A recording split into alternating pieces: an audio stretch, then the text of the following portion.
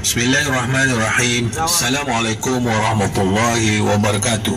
Saya Abdul Nasir bin Ismail dan isteri serta keluarga ingin mengucapkan selamat Hari Raya Aidilfitri, maaf zahir dan batin kepada semua ahli keluarga, sahabat handai, warga kerja LPP serta ahli-ahli peladang di mana jua anda berada, dengan iringan doa semoga sentiasa bergembira bersama keluarga dan sihat sejahtera hendaknya.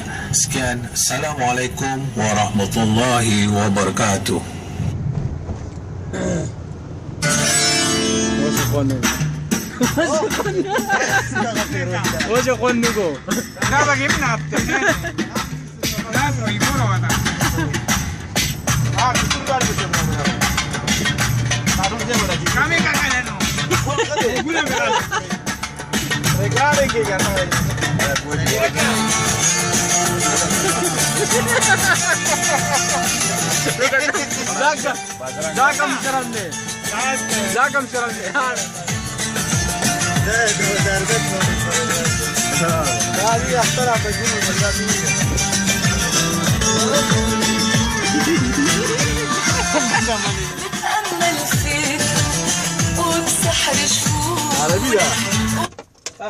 Mana lagi jujur.